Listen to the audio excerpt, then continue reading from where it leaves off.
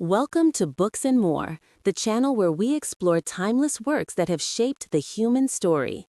Today, we journey into the history of the decline and fall of the Roman Empire by Edward Gibbon, a monumental masterpiece of historical writing. With its sweeping narrative, sharp intellect, and profound reflections on power, virtue, and decay, Gibbon's work remains one of the greatest achievements in literature.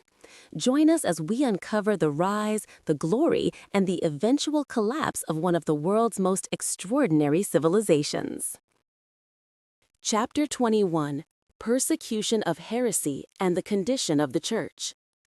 When the Roman Empire emerged from the long shadow of pagan persecution and embraced the Christian faith as its favored religion, one might have expected that the age of suffering for the Church had at last come to an end.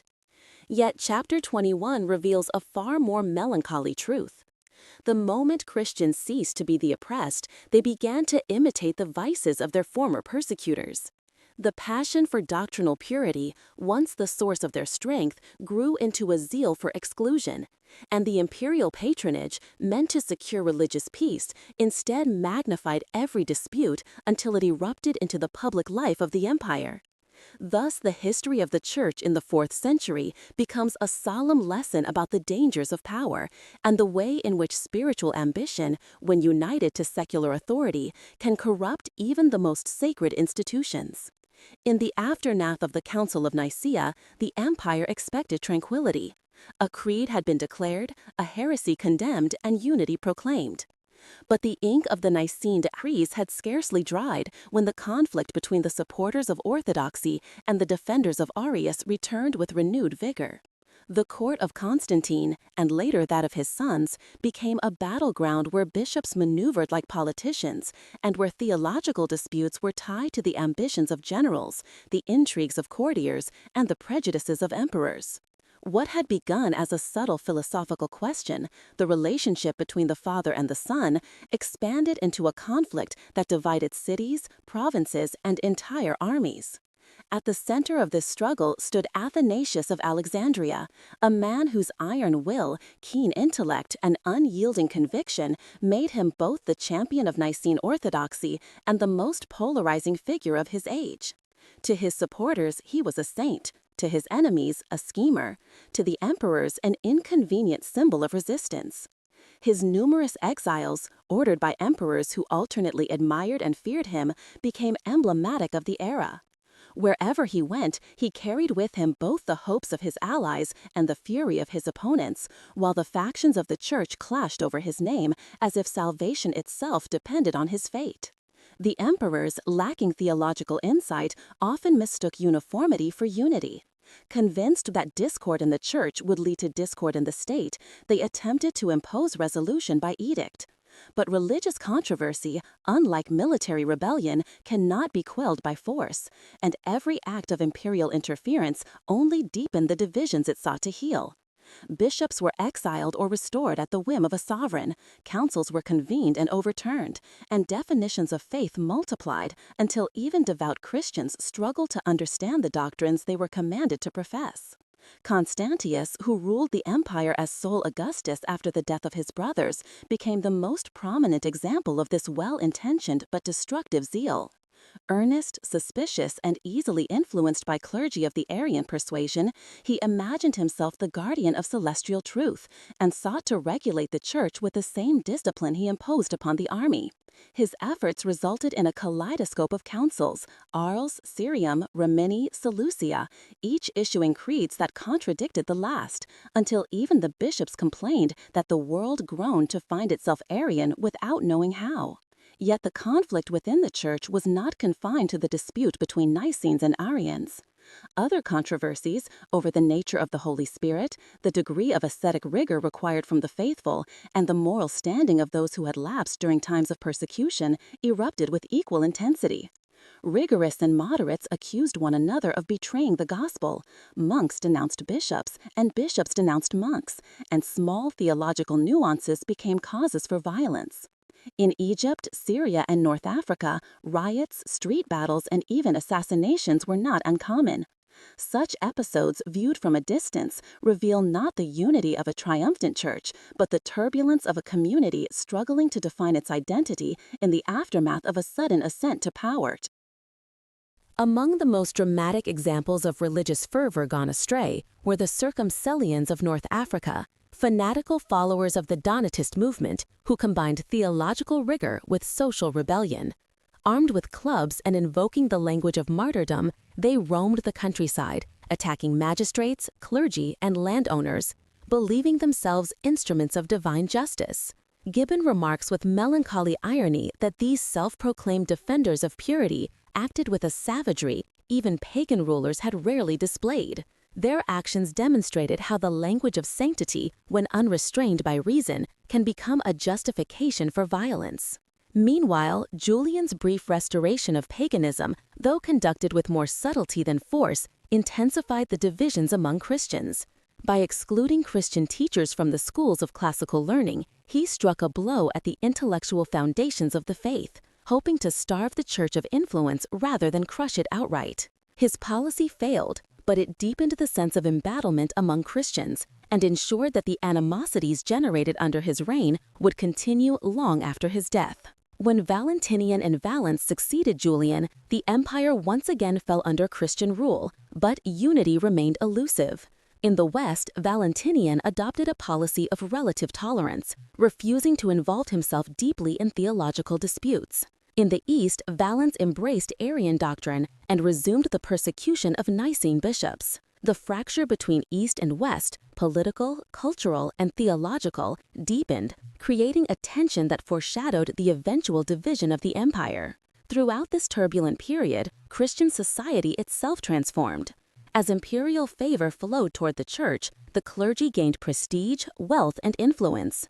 Bishops presided over courts, governed cities, and sometimes commanded armies. The humble structures of the early church expanded into a vast institution that mirrored the empire itself, powerful, complex, and often burdened by the same temptations.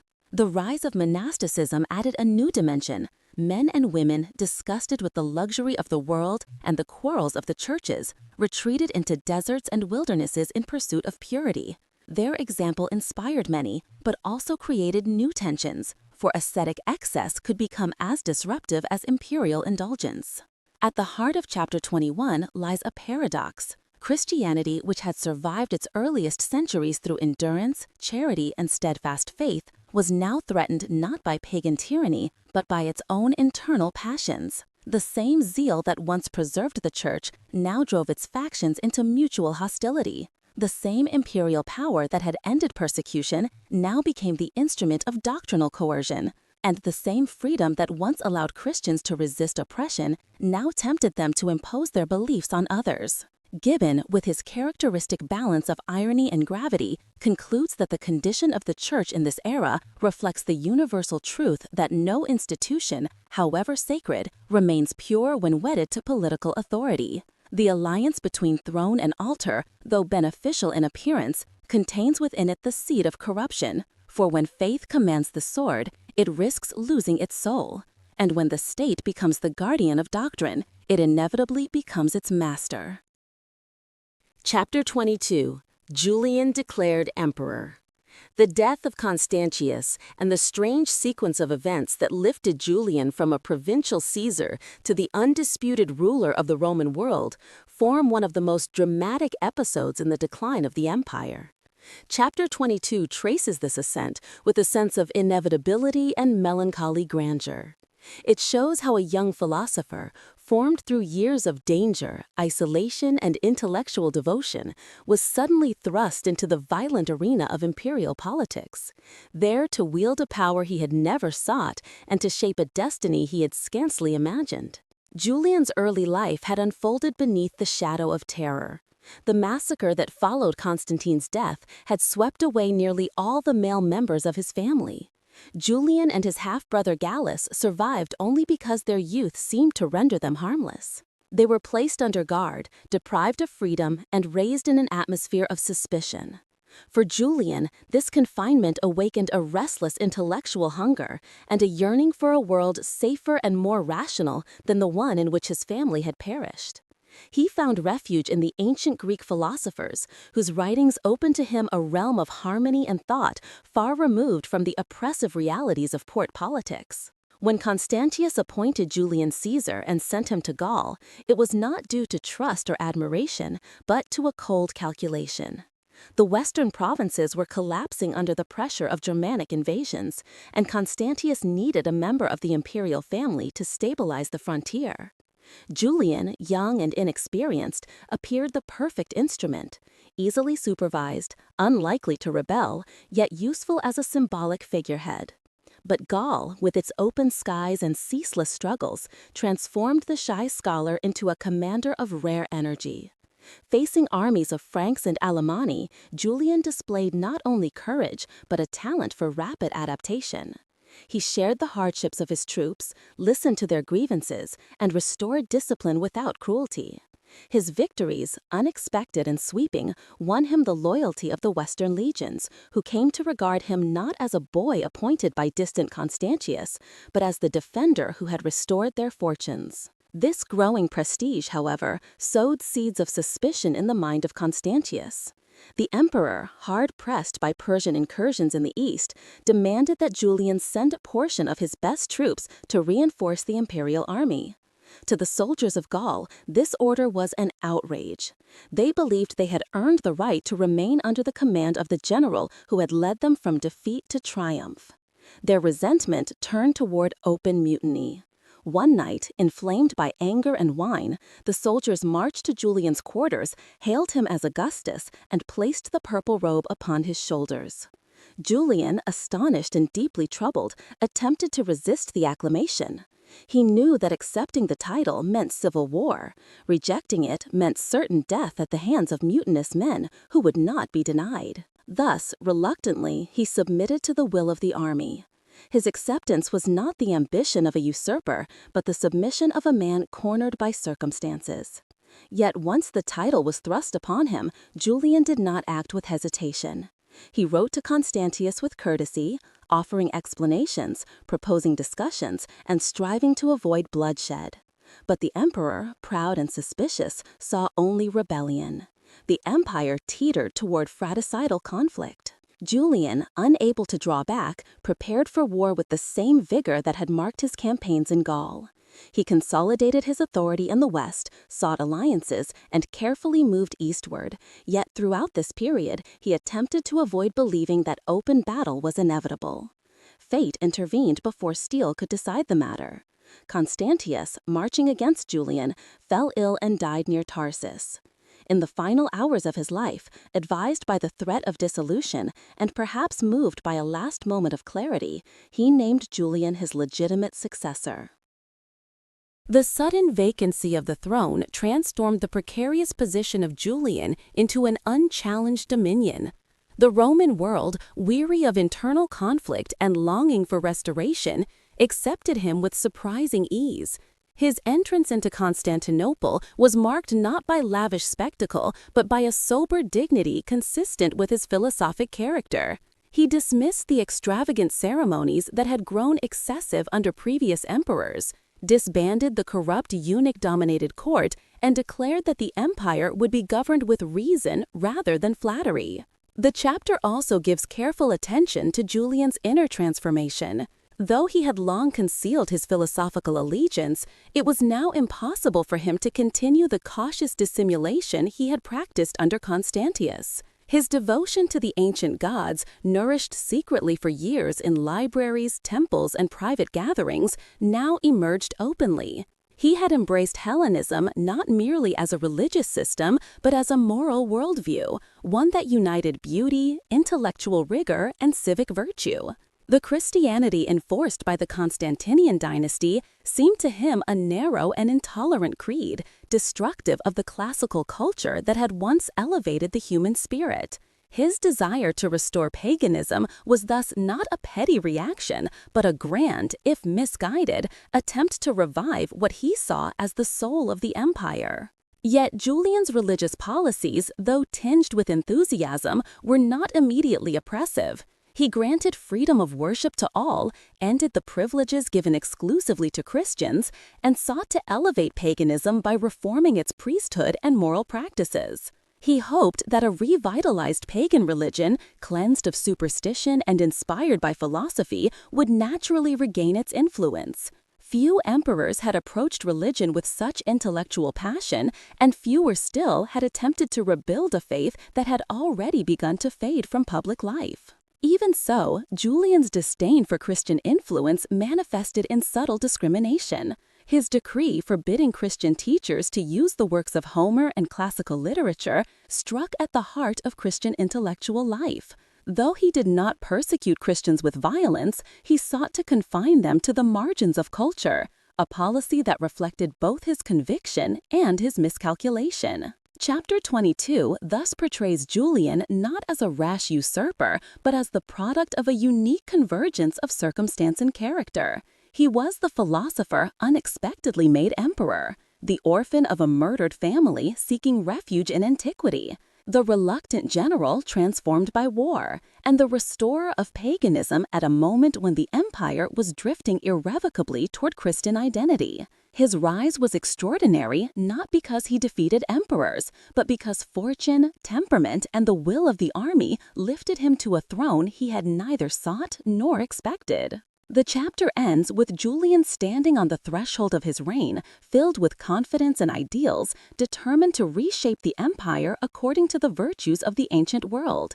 Yet beneath this bright beginning lies a quiet foreboding, the sense that Julian's project, magnificent in vision but misaligned with the spirit of the age, would soon confront limits that not even his genius could overcome. Chapter 23. The Reign of Julian. The reign of Julian, brief yet luminous, stands as one of the most remarkable interludes in the long decline of the Roman Empire. It was the reign of a philosopher on the throne, a man who attempted the daring experiment of restoring the spirit of antiquity to a world already shaped by Christian thought and imperial absolutism.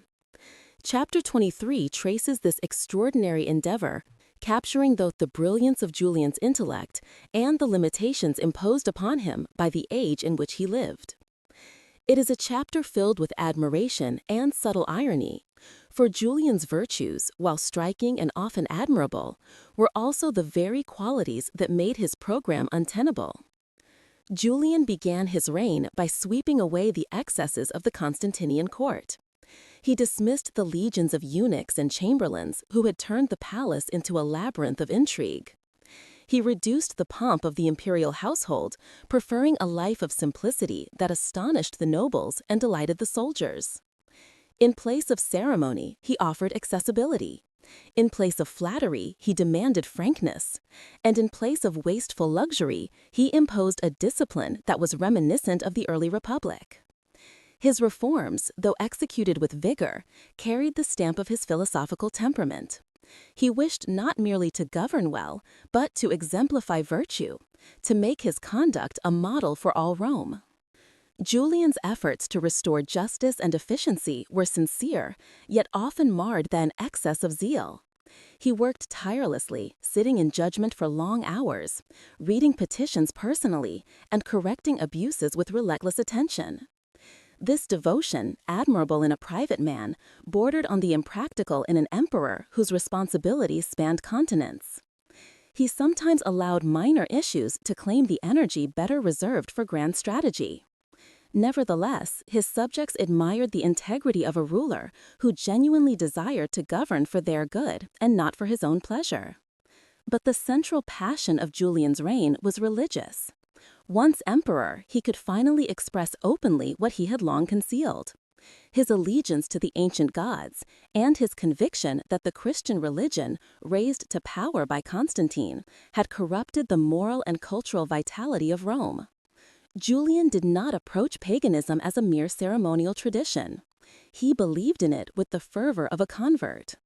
The myths, rituals, and philosophical interpretations of Hellenism formed for him a coherent and noble worldview, in which beauty, reason, and piety were harmoniously united. To him, Christianity was a distortion, harsh, intolerant, and hostile to the classical heritage. His program of religious revival was bold, comprehensive, and ultimately fatally flawed.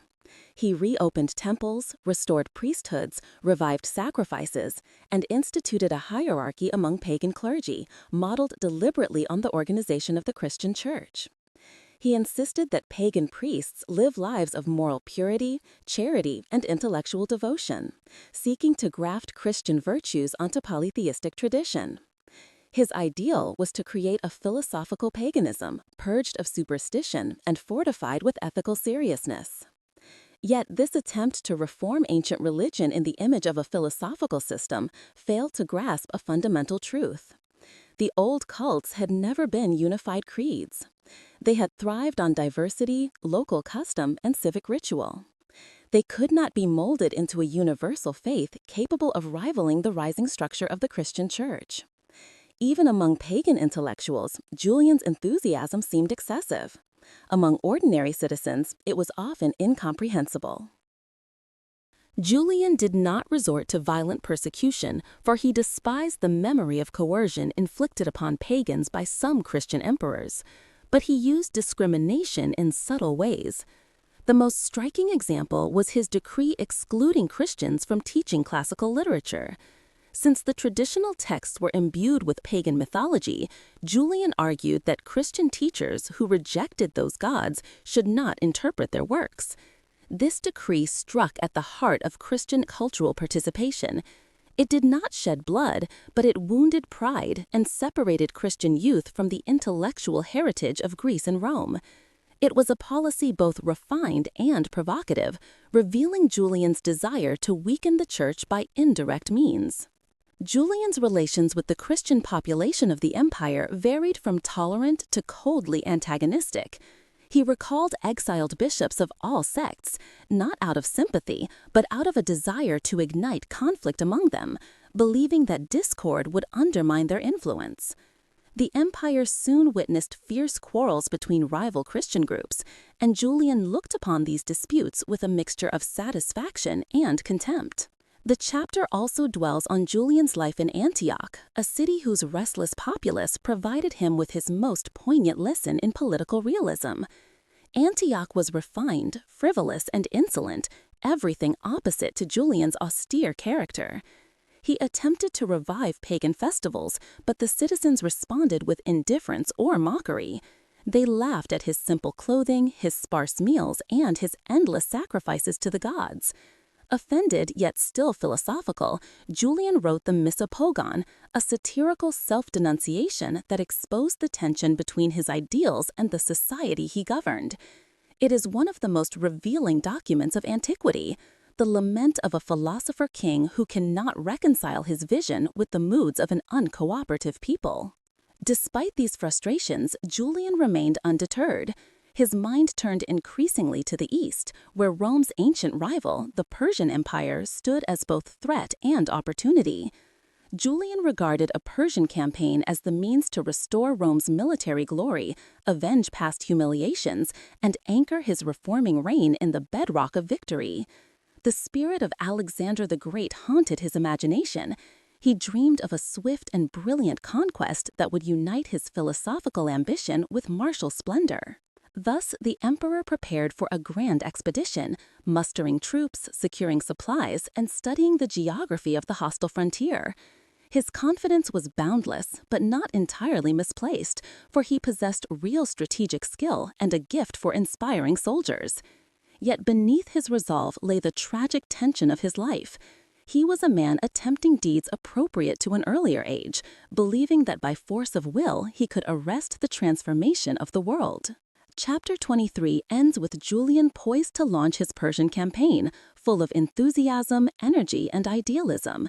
He stands as a figure illuminated by both brilliance and foreboding, the last champion of a vanishing pagan world, about to step into a battlefield that would determine not only the fate of his reign, but the direction of the empire for generations. Chapter 24: The Retreat and Death of Julian. The final chapter of Julian's remarkable life unfolds like a tragic epic in which a philosopher-emperor, armed with ideals drawn from antiquity and confidence shaped by victory, ventures into the heart of Persia in hopes of restoring Roman grandeur. Chapter 24 recounts this dramatic expedition with a solemn sense of inevitability, for Julian's ambition, courage, and errors converge upon a fate that seems both heroic and foreordained. His death becomes not merely the end of a reign, but the symbolic extinction of an entire cultural world that he had struggled to revive. Julian had long envisioned a Persian campaign as the culminating act of his rule. The empire of the Sassanids, powerful and unbowed, had for decades challenged Roman authority along the eastern frontier. Their victories over Constantius had humiliated Roman arms, and their resilience seemed a constant threat to the stability of the East. To Julian, the opportunity to defeat Persia promised not only military glory, but the moral renewal of Rome itself. He believed that triumph in the East would secure his position, vindicate his reforms, and unite the empire beneath a vision of classical virtue restored. He prepared with characteristic thoroughness. Troops from across the empire gathered under his banner, veterans hardened in Gaul, auxiliaries from the Danube, and soldiers from the provinces of Asia and Syria. Yet, despite this impressive display, subtle miscalculations began to appear. Julian, driven by the spirit of Alexander rather than the caution of Roman generals, aimed for a swift and dazzling conquest instead of a slow and methodical advance. He relied on speed and daring rather than on secure supply lines. These decisions, while admirable in boldness, exposed his army to dangers that only became evident once the campaign was underway. The march began triumphantly. Julian advanced along the Euphrates with precision and energy, capturing towns, driving back Persian garrisons, and displaying a personal bravery that electrified the troops. His presence at the front lines, unarmored, active, and tireless, embodied the ancient ideal of the soldier-emperor. Yet even as these early victories bolstered morale, they drew the Romans deeper into hostile territory. Shapur II, the Persian king, practiced an art of war well suited to the landscape. Rather than risking open battle, he retreated, burning crops, emptying villages, and destroying resources. The Roman army followed a path laid deliberately barren. When Julian reached the walls of Ctesiphon, the Persian capital, he confronted a turning point. The city was formidable, protected by walls, rivers, and fortifications. Though Roman forces had defeated the Persian army in scattered engagements nearby, Julian realized that a direct assault would be costly. His generals, aware of dwindling supplies and the hostile terrain, urged him to avoid besieging the city and instead withdraw northward to join a secondary Roman force that was supposed to descend from Armenia. This counsel, though prudent, clashed with Julian's desire for a decisive victory. The dilemma between glory and prudence hung heavily upon him. At last, he chose retreat, not toward Armenia, but deeper into Persia, hoping to outmaneuver Shapur and strike unexpected blows into the interior. This decision proved fatal. Without reliable guides, with dwindling rations, and surrounded by a determined enemy, the Roman army entered a labyrinth of deserts, marshes, and scorched fields. Persian cavalry harassed them constantly, using quick, darting attacks that inflicted steady losses. The once exultant legions began to suffer exhaustion, hunger, and fear.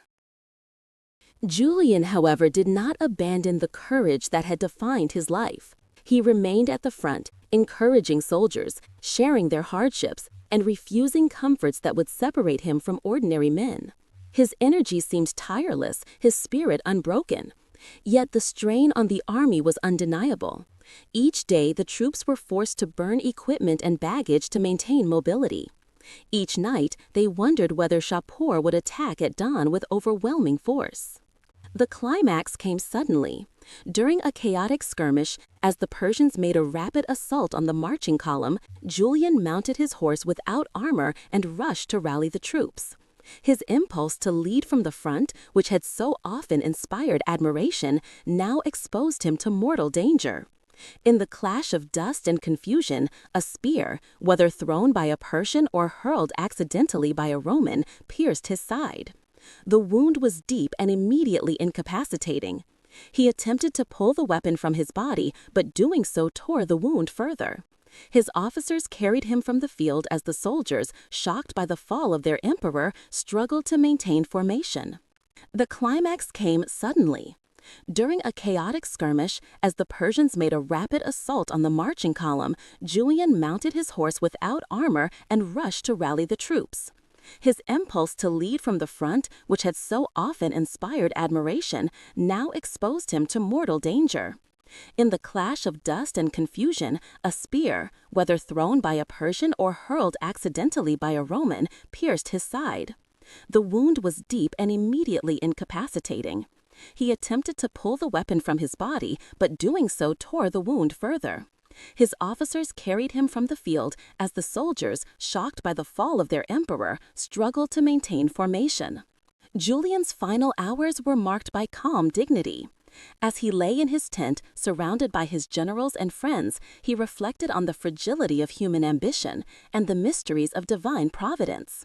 He spoke not with bitterness, but with philosophical resignation, expressing gratitude for a life that had allowed him to pursue virtue according to his lights.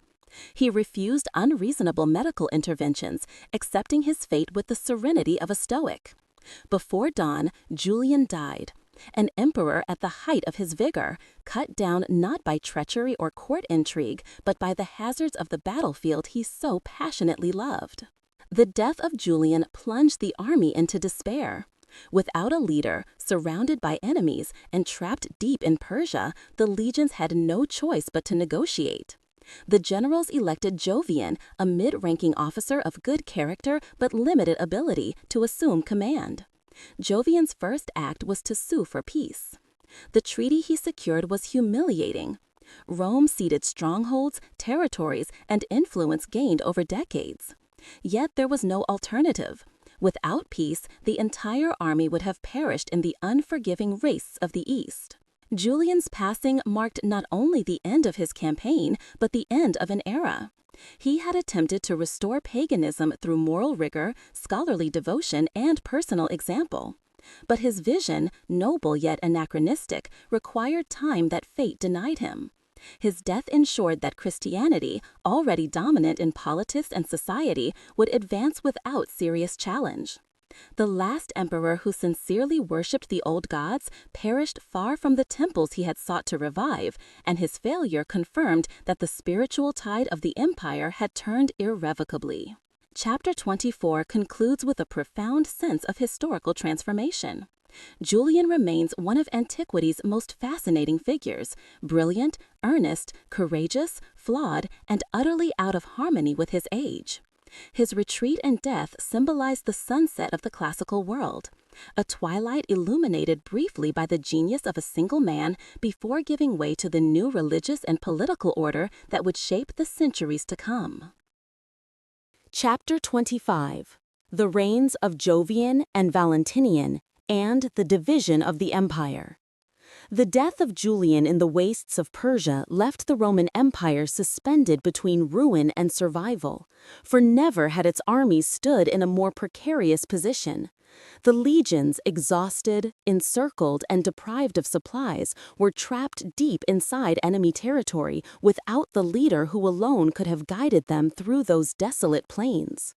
Chapter 25 opens upon this scene of desolation where fear and necessity governed every action. It was in this hour of despair that the Roman army, driven less by choice than by the urgency of survival, elevated Jovian, an obscure officer of the imperial guard, to the purple. His election reflects not ambition or lineage, but the brutal truth of field politics.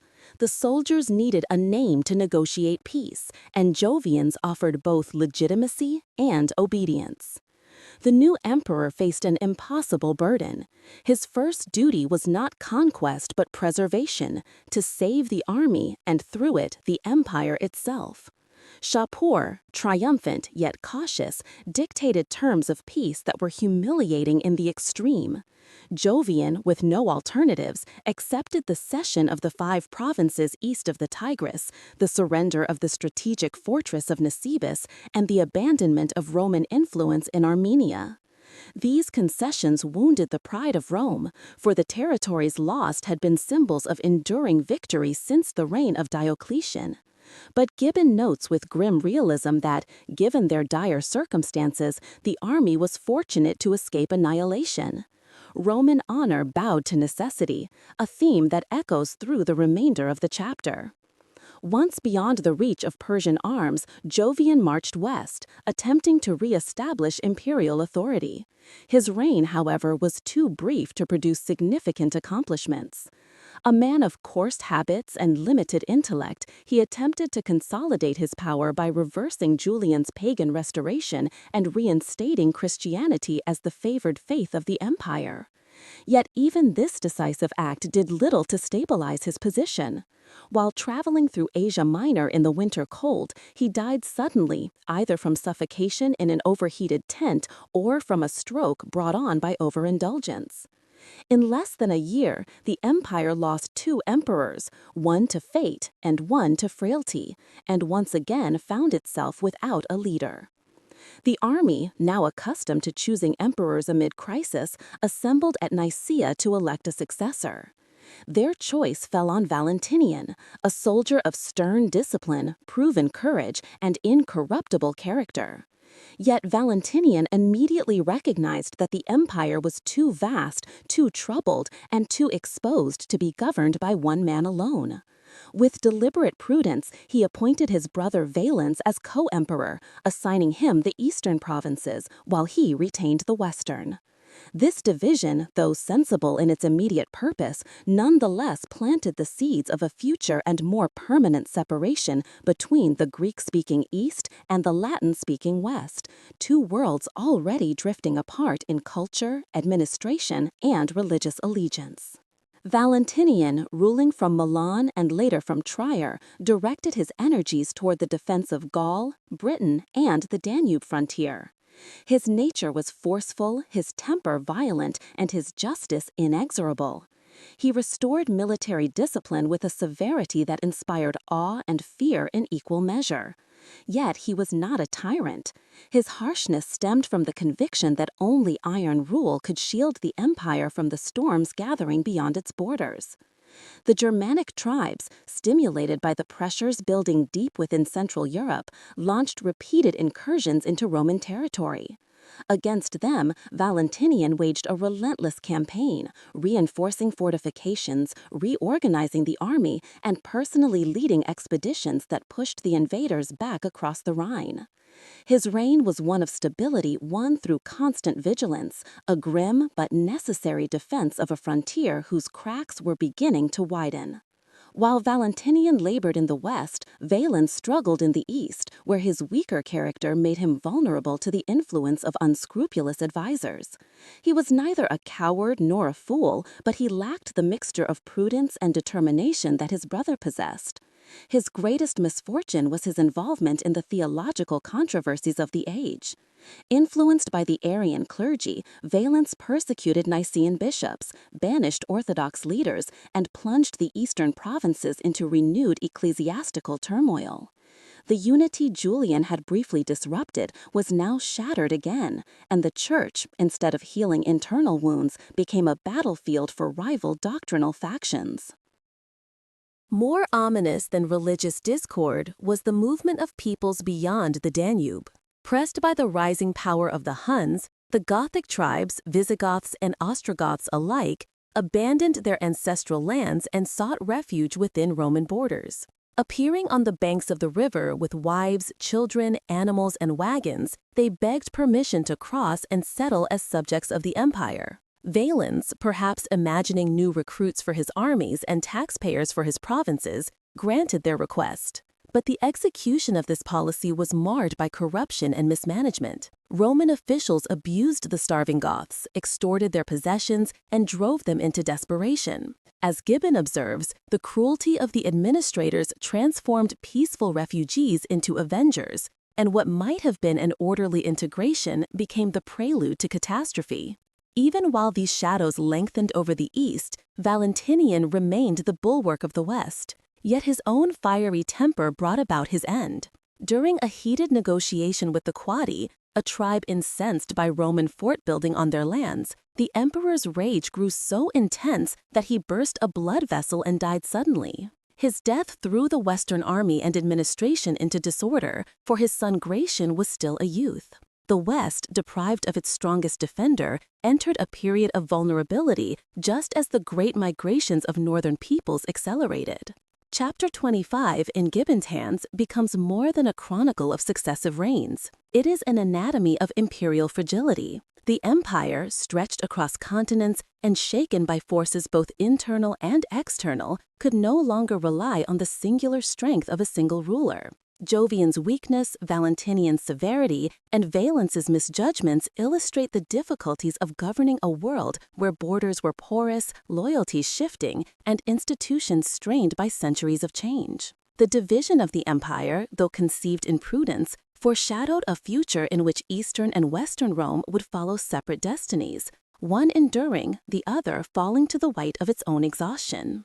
The chapter closes with a somber sense that the empire, though still formidable in appearance, was increasingly exposed to the great tidal movements of history. Forces beyond its borders, Huns, Goths, Vandals, were gathering strength, driven by pressures the Romans scarcely understood. Inside the empire, the unity of the church was fractured, administrative corruption was spreading, and the cohesion once supplied by a shared civic ideal had begun to erode. The rulers described in this chapter attempted to hold the empire together with courage, discipline, and occasional wisdom, but the world around them was changing too swiftly for their efforts to prevail. Chapter 26. The Progress of the Huns. The story of the Huns, as it unfolds in Chapter 26, enters the history of Rome with the suddenness of a storm sweeping down from an unknown horizon.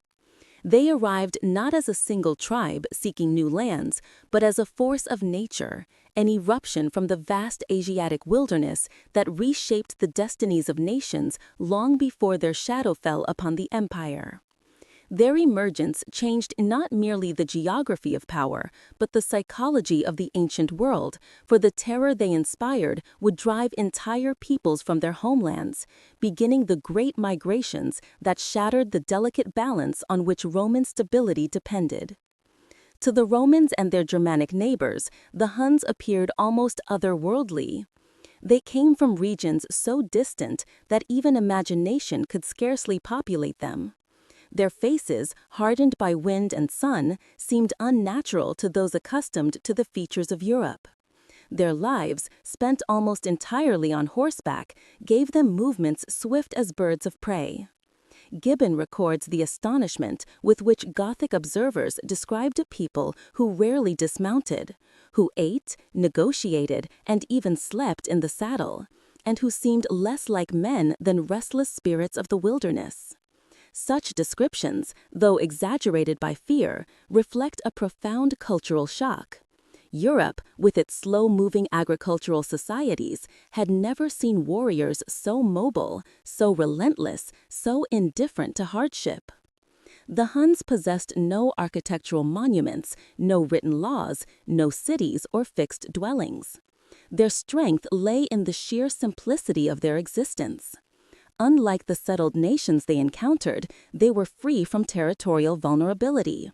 Their camps moved like drifting clouds. Their families traveled with their armies. Their conquests did not require occupation, but only the continual assertion of fear. Their bows, shot from horseback with uncanny accuracy, delivered a rain of arrows before an enemy could form proper ranks. When foes turned to flight, the Hunnic pursuit was merciless, for these warriors knew no distinction between victory and annihilation. Yet the Huns did not enter Europe with Rome as their immediate target. It was the Gothic world spread across the plains north of the Black Sea that first felt their impact. The Ostrogoths, whose kings had built powerful confederations and whose warriors had grown disciplined under long contact with the Romans, were shattered almost instantly. Their leaders died resisting, and their people were absorbed or scattered. The Visigoths, further west, saw the destruction of their eastern kin and recognized that the same fate awaited them. They fled in mass migration to the Danube, imploring the Roman authorities for refuge. In that moment, the Huns became the invisible, but decisive, agents of Rome's future disasters. For it was not the swords of the Huns that would strike the empire's fatal blow, but the tidal wave of frightened refugees they sent crashing against the frontier. The Visigoths, admitted across the Danube through mismanagement and greed, soon revolted and delivered to Rome the catastrophic defeat at Adrianople. Gibbon, with his characteristic insight, observes that the Huns thus acted as the catalysts rather than the primary agents of imperial decline. They drove the barbarians upon Rome with a force that no human policy could entirely withstand.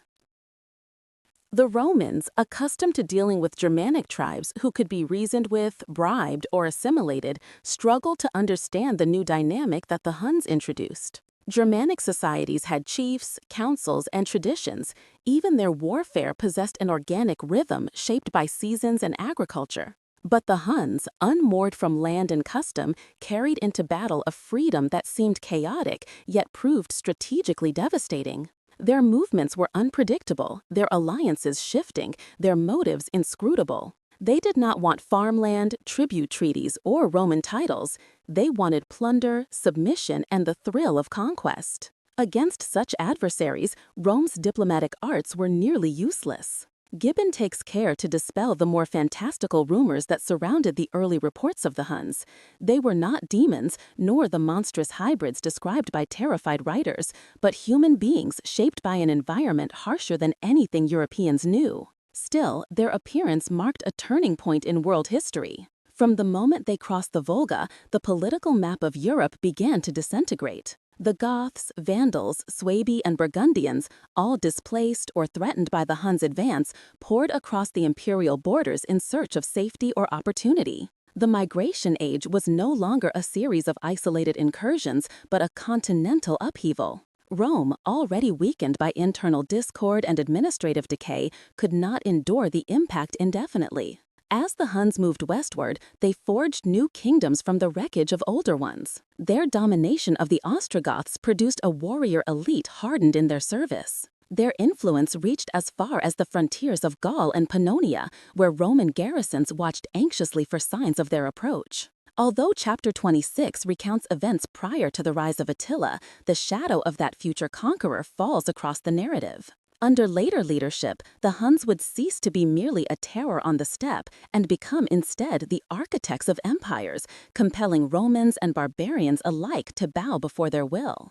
But here, in their earlier phase, the Huns are portrayed not as empire builders, but as destroyers, breaking chains of order, scattering peoples, and igniting movements that Rome could neither control nor reverse. Their advance was not measured in territory held, but in nations uprooted. The Goths were the first to fall before them, and it was the suffering of the Goths, more than Hunnic aggression itself, that would plunge the Roman Empire into crises from which it would never fully recover. Throughout the chapter, Gibbon emphasizes a deeper theme: the fragility of civilizations when confronted with forces they neither expect nor comprehend. The Romans had built walls, armies, and systems of law, believing these barriers sufficient to contain the world. Yet beyond those walls lay expanses of land where vast, unseen populations roamed, peoples untouched by Rome's diplomacy or culture, whose very existence challenged the empire's assumption of universal dominion. When such forces finally moved, they moved with a speed and violence that exposed the vulnerability of all human systems. Chapter 26 ends with the sense that the Huns were less an isolated threat than the first tremor of a greater earthquake. Their appearance triggered migrations. Those migrations destabilized frontiers. Those instabilities eroded Roman institutions, and the consequences would unfold over the next century with relentless momentum. The Huns did not destroy Rome directly, but by overturning the world beyond its borders, they set into motion the chain of events that would, in time, bring the Western Empire to dust.